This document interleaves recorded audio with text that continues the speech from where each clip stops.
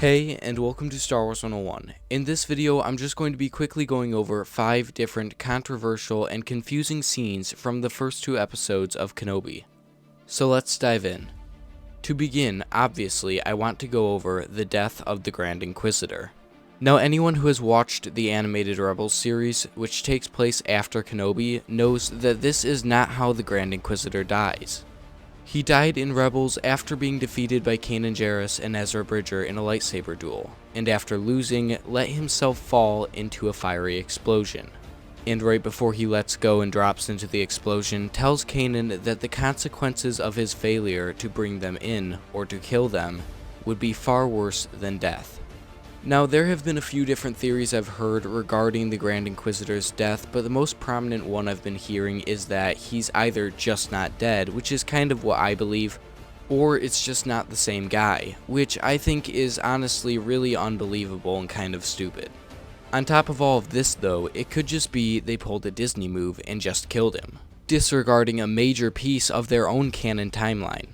But in my opinion, he really isn't dead. Because if Darth Maul, for all his strength in the dark side, can be cut in half and dropped hundreds of feet to his death, they should be able to say that the Grand Inquisitor survived a stab to the gut.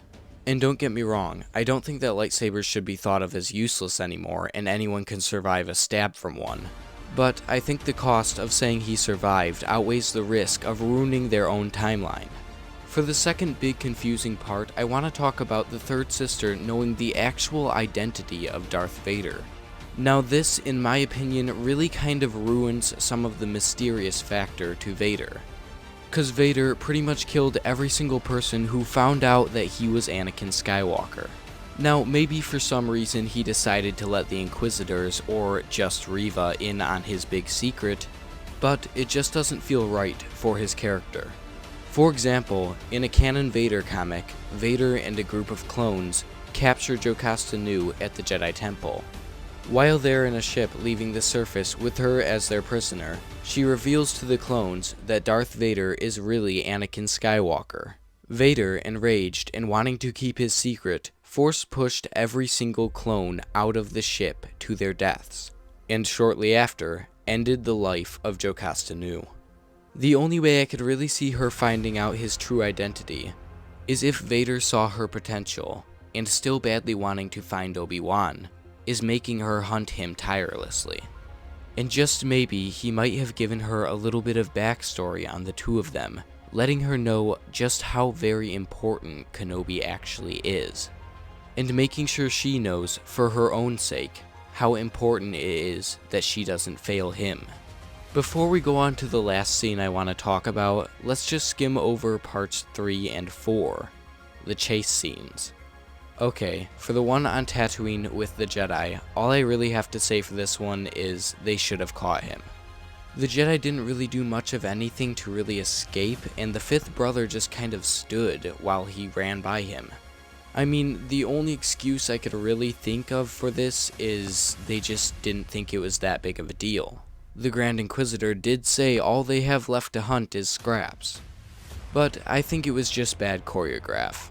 Now for the chase scene with Leia, it really would have been a lot better if they would have just had one person grab her and another one put a bag over her head and that be it, instead of having them fumble around while she slowly ran away. So the last thing I want to talk about is how Leia, after being kidnapped, has no sense of urgency when Obi-Wan is rescuing her. You would think, with how smart they were making her out to be, she would realize that they are in real trouble. Also, she's 10 years old, which means she wouldn't really not comprehend what's going on, like a 2-year-old.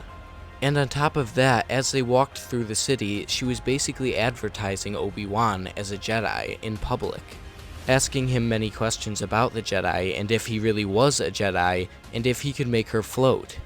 Now, I do get that they were probably just trying to make a few nice scenes between Obi-Wan and Leia, but how they went about doing it just doesn't really make a lot of sense to me. And although for the entire video I have been talking about confusing and controversial parts from the show, I still really liked it and think it has a lot of potential. Plus, it's really nice to see Ewan McGregor and Hayden Christensen come back to revise their roles as Obi-Wan Kenobi and Anakin Skywalker, or Darth Vader. And I really can't wait to see the next episode. So make sure to tell me in the comments down below what you thought of the 2 episodes and what you thought of the scenes that I covered in this video. Also, let me know if you think Reva is this youngling from the first episode. So with all that said, make sure to like, subscribe, and have a great day.